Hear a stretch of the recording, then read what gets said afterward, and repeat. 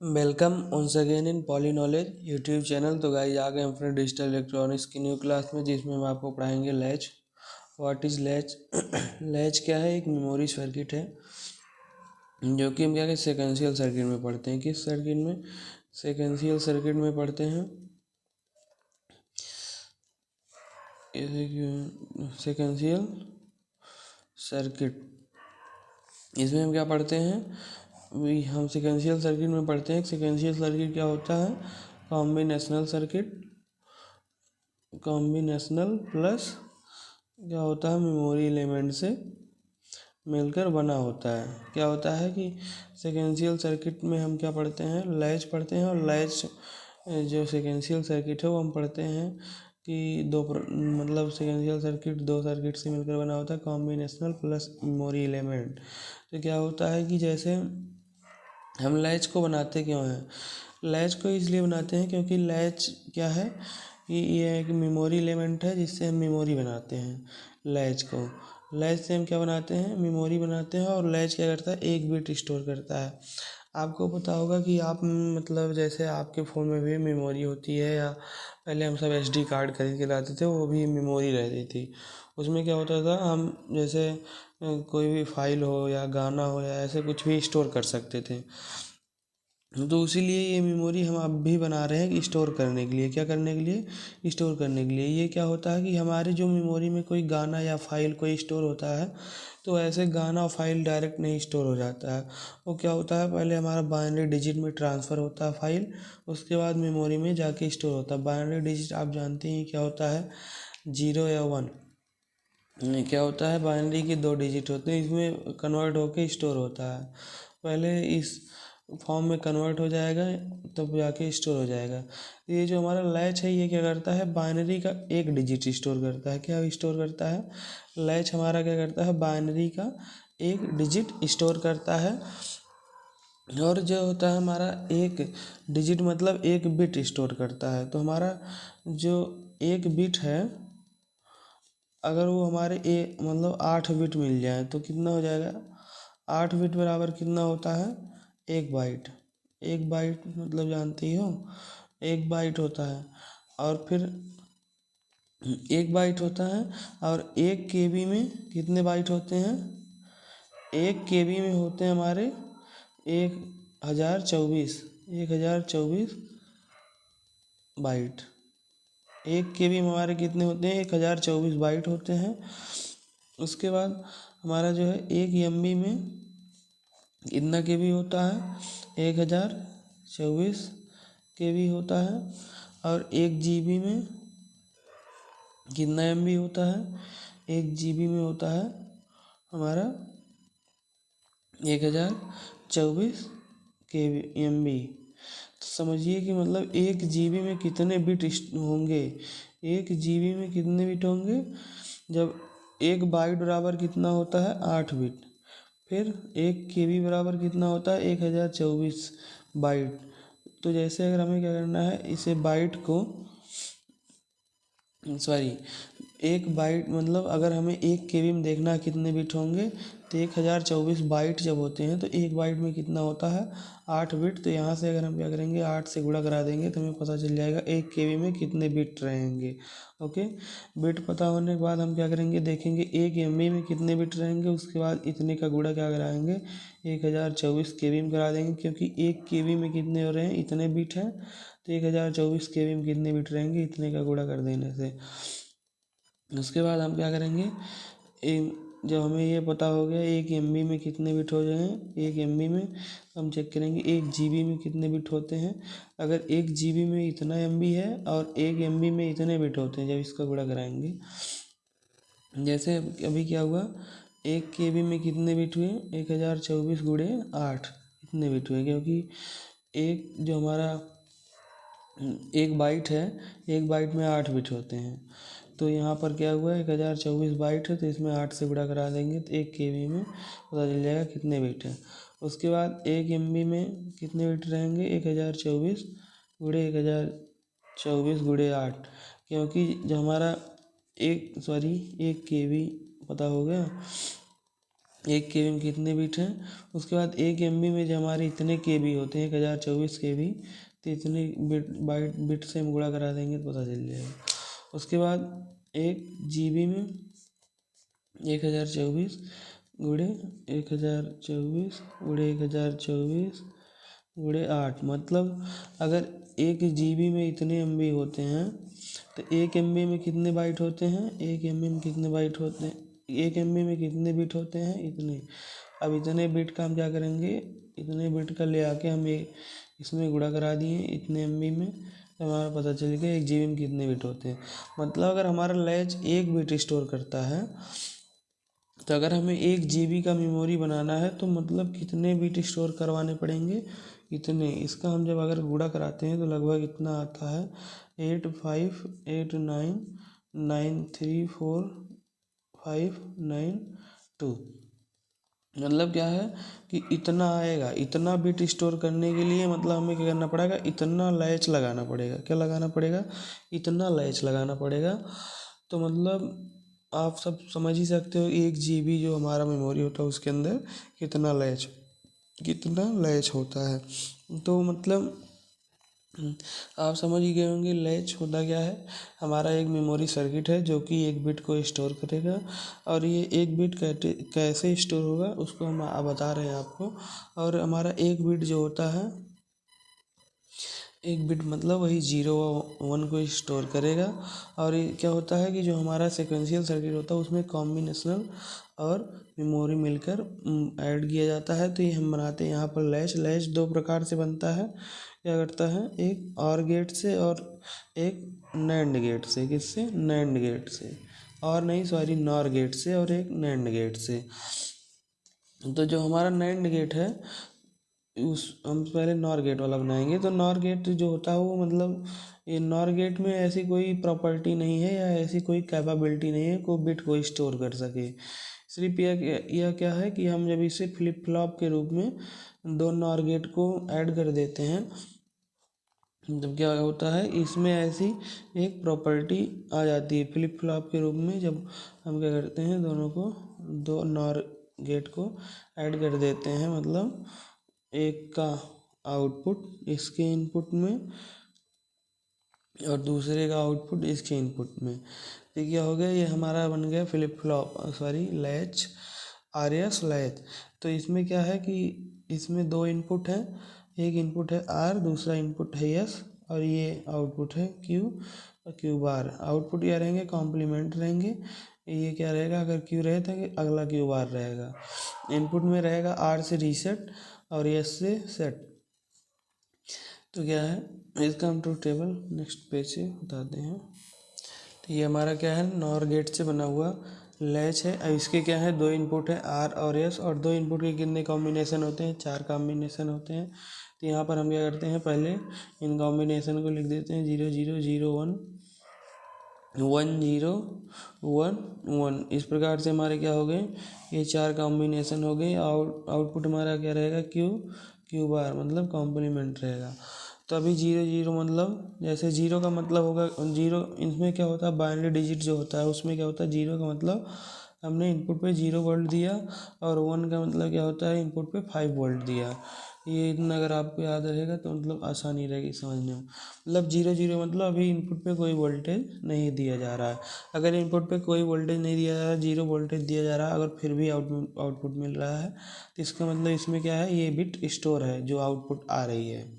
Okay, यही मतलब होता है। अगर इनपुट पे हम कोई वोल्टेज नहीं दे रहे हैं फिर भी आउटपुट पे हमें अगर वोल्टेज मिल रहा है जैसे, तो इसका मतलब है कि जो हमें आउटपुट पे वोल्टेज मिल रहा है वो बिट इसमें स्टोर है। तो अगर हमें इसकी स्टोरिंग चेक करना होगा तो ये वाला इनपुट अप्लाई करेंगे कि इसमें स्टोर है कि नहीं। जैसे हमें चेक करना होगा कि यहाँ पर कोई बिट स्टोर हुआ कि नहीं, तो हम ये वाला इनपुट अप्लाई करेंगे। लेकिन अभी क्या है कि ये इनपुट क्या है, ये हमें इसमें स्टोर करवाने के लिए है, कौन सी बिट हमें स्टोर कर। जैसे ये इनपुट अप्लाई करेंगे तो इससे पता चलेगा कौन सा बिट इसमें स्टोर होगा। तो इसको मतलब इसका ट्रूथ टेबल जानने से पहले हमें NOR गेट का ट्रूथ टेबल जानना पड़ता है। तो NOR गेट क्या कहता है, अगर हमारा एक भी इनपुट क्या होता है हाई होगा तो आउटपुट हम 0 देंगे। इसका ट्रूथ टेबल होता है NOR गेट का। तो यहाँ पर देखिए नॉर गेट कैसा कर, अगर हमारा एक भी इनपुट क्या होगा, हाई होगा, तो आउटपुट हम क्या करेंगे, जीरो देंगे। तो यहाँ पर एक इनपुट हाई हुआ, जीरो दिया, एक इनपुट हाई हुआ, जीरो दिया, दोनों हाई हुआ तब भी जीरो दिया, क्योंकि उसका एक इनपुट अगर कम से कम एक इनपुट हाई हो गया तो आउटपुट जीरो देगा, अगर दोनों हाई रहेगा तब तो जीरो देगा ही, लेकिन अगर दोनों जीरो रहेंगे तो वन देगा। ओके, ये नॉर गेट का ट्रूथ टेबल है, तो नॉर गेट यहाँ पर यूज किया गया है, इसीलिए इसको हम यहाँ पर बनाए हैं।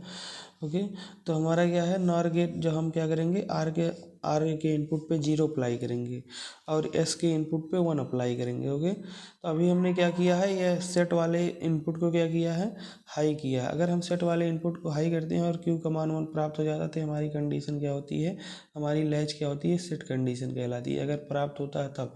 इसका एक इनपुट क्या हुआ, हाई है, एक मतलब यस वाला इनपुट हाई है, आर वाला इनपुट जीरो है, तो क्या होगा, जिसका एक इनपुट हाई है, मतलब नॉर गेट कहता है अगर हमारा कोई भी इनपुट हाई हुआ तो आउटपुट जीरो देंगे, तो ये आउटपुट जीरो हो गया, लेकिन हम इसका आउटपुट तब तक नहीं बता सकते हैं इस नॉर गेट का जब तक इसका दूसरा इनपुट नहीं पता हो जाएगा, क्योंकि इसका एक इनपुट जीरो है और दूसरा इनपुट क्या होगा उस पर डिपेंड करेगा। अगर दूसरा इनपुट भी जीरो आया तो आउटपुट वन देगा, अगर दूसरा इनपुट वन आया तो क्या होगा, आउटपुट जीरो देगा। तो जैसे इसका वन है तो ये आउटपुट जीरो गया, और ये जीरो क्या होगा, रिप्लाई में यहाँ जाएगा, उसके बाद क्या हो जाएगा, जीरो जीरो मिलकर यहाँ वन हो जाएगा। और बहुत से बच्चों के अंदर ये भी कन्फ्यूजन आती है, अगर मान लीजिए ये सिक्वेंशियल सर्किट है, बताते हैं एक फ्लिप फ्लॉप सिक्वेंशियल सर्किट के अंदर आता है, तो सिक्वेंशियल सर्किट किससे मिलकर बना होता है, कॉम्बिनेशनल सर्किट प्लस मेमोरी। तो पूछते हैं इसमें कौन सा कॉम्बिनेशनल है, कितना मेमोरी सर्किट है, तो ये ऐसा कुछ नहीं है। कॉम्बिनेशनल जो है, ये लॉजिक गेट जितने यूज किए गए हैं ये सब कॉम्बिनेशनल है। क्या है, ये सब कॉम्बिनेशनल सर्किट है जो लॉजिक गेट यूज किए गए।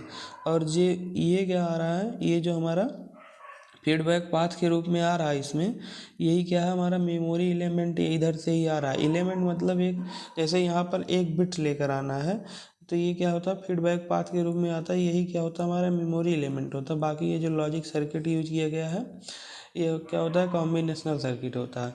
तो यही दोनों मिलकर बन जाते हैं क्या, सीक्वेंशियल सर्किट। ये मेमोरी एलिमेंट होता है, ये जो एक बिट इधर से आ रहा है इसमें, इसके आउटपुट से आ रहा है इनपुट के रूप में, ये क्या होता है, हमारा मेमोरी एलिमेंट। और ये जो लॉजिक सर्किट यूज किए गए हैं ये कॉम्बिनेशनल सर्किट होते हैं। ओके, तो ये दोनों मिलकर बन जाते हैं सीक्वेंशियल सर्किट। तो जो हमने इस पर क्या किया, यस पर वन इनपुट अप्लाई किया और आर पर जीरो, तो हमें क्या मिला, यहाँ पर क्यू बार का मान जीरो मिल गया, क्यू बार का मान क्या मिल गया, जीरो, और क्यू का मान क्या मिल गया, वन।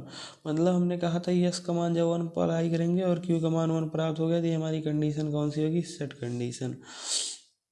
क्या हो गई, ये सेट कंडीशन हो गई। अब हम चेक करेंगे कि हमारा ये क्या होगा, जब हम ये वाला इनपुट अप्लाई करेंगे तो हमारे आउटपुट में क्या स्टोर हो जाएगा, क्यू के अंदर जो स्टोर होता है वही मेन डिजिट होता है, क्या स्टोर होगा, तो क्यू के अंदर क्या स्टोर हो जाएगा, जो स्टोर होना है वन। तो हम चेक करेंगे इसमें वन स्टोर हुआ कि नहीं। तो वो स्टोर करने के लिए हमने क्या बताया था, दोनों को इनपुट को हटा देते हैं। अगर दोनों इनपुट को हटा दिए और तब भी आउटपुट मिल रहा है, तब भी क्या हो रहा है, आउटपुट मिल रहा है, तो इसका मतलब इसमें स्टोर हो गया है। अब दोनों इनपुट को हमने क्या किया, जीरो कर दिया। तब देखते हैं अभी क्या हुआ, पहले हमने क्या अप्लाई किया था, जीरो वन अप्लाई किया था, तो यहाँ 5 वोल्ट मिल रहा था। वन का मतलब कितना मिल रहा है, 5 वोल्ट। वो 5 वोल्ट हमारा क्या होगा, यहाँ पर आ चुका होगा इनपुट के रूप में। जैसे ही हमने दोनों इनपुट को हटाया, ये 5 वोल्ट आया यहाँ पर, मतलब एक इनपुट हाई हो गया, ये रिप्लाई में आ चुका है। तो एक इनपुट हाई होते ही ये आउटपुट यहाँ जीरो जाएगा, और जीरो जाते ही ये वाला इनपुट यहाँ पहुँच जाएगा। ये मतलब ये वाले दोनों इनपुट को हटा दिए हैं, यहाँ ये जीरो है ही है, और ये जीरो रिप्लाई में गया, जीरो जीरो से क्या हो जाएगा, वन, और फिर ये वन यहाँ क्या हो जाएगा, रिप्लाई में आ जाएगा। ऐसे प्रोसेस हमेशा चलती रहेगी, यहाँ वन बना रहेगा, क्या रहेगा, वन बना रहेगा। मतलब वन क्या हो गया है, यहाँ पर स्टोर हो गया है। हमें क्या पता चला, जब हमने ये दोनों इनपुट हटा दिया इस पे से, तो पता चला तब भी वही आ रहा है। इसका मतलब जीरो जीरो पे अगर हमें क्या करना है, चेक करना है सेव हुआ है कि नहीं, मेमोरी की तरह वर्क कर रहा है कि नहीं। अब हम क्या हुआ, मेमोरी की तरह वर्क कर रहा है उस पर, मतलब ये वाला इनपुट अप्लाई किए थे, यही इनपुट हमें प्राप्त हो रहा है, क्यों में वन हमेशा सेव दिखाई दे रहा है। अब ये वाला इनपुट अप्लाई करेंगे, जब ये वाला इनपुट अप्लाई करते हैं, मतलब आर का मान वन और यस का मान 0, तो एक इनपुट हमारा इसका हाई हो गया। आर वाला इनपुट जैसे ही हाई हुआ ये आउटपुट क्या देगा, 0 देगा। आउटपुट क्या देगा, 0 देगा। और ये 0 इधर से रिप्लाई के रूप में यहाँ आ जाएगा। और इसका एक इनपुट पहले से 0 है, एक और 0 हो गया, दोनों क्या मिलकर दे देंगे, आउटपुट हाई दे देंगे। मतलब क्यू का मान जब इस वाले इनपुट पे क्या हुआ, क्यू बार का मान हमारा क्या हो गया, 1 हो गया। और क्यू का मान क्या हो गया, 0।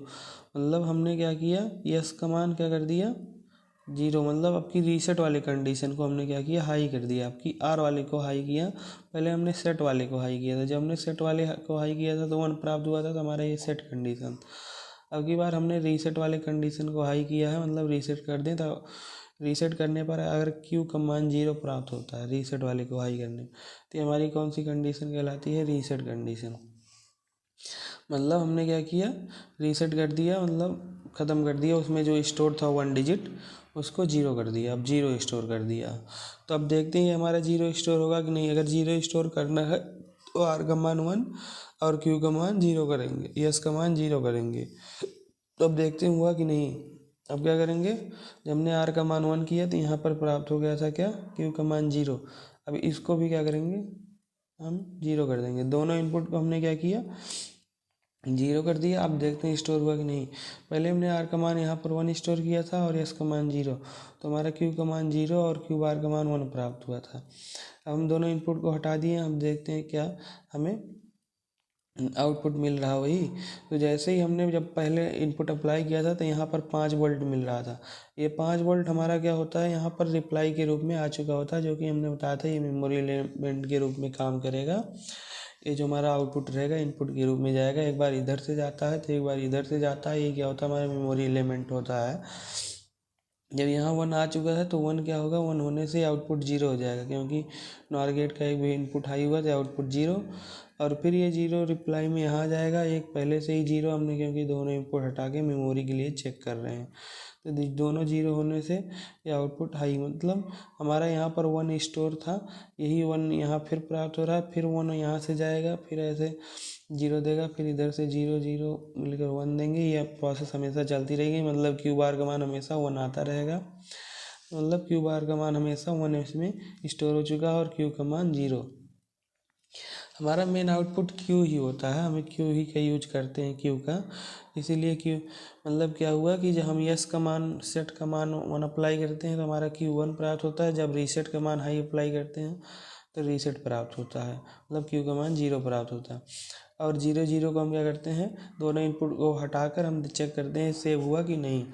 और 1 1 क्या होता है, जब हम दोनों इनपुट 1 1 कर देंगे तो यहाँ पर 1 1 करने से दोनों आउटपुट हमारा 0 0 आने लगेगा, क्योंकि नॉर गेट का एक भी इनपुट हाई होता है तो आउटपुट 0 देता है, जो कि दोनों 0 आने से ये हमारा जो फ्लिप फ्लॉप है उसके कंडीशन को नहीं फॉलो कर रहा। फ्लिप फ्लॉप कहता है हमारा अगर एक आउटपुट क्यू है तो दूसरा क्यू बार होना चाहिए, मतलब कॉम्प्लीमेंट आना चाहिए। अगर एक आउटपुट 1 आ रहा है दूसरा 0 है, या 0 आ रहा है तो 1 आए, तो जो कि क्या हो जाता है, ये दोनों सेम आने का प्रयास कर रहे हैं तो ये नॉट अलाउड कंडीशन हो जाती है। क्या हो जाती है, नॉट अलाउड कंडीशन हो जाती है।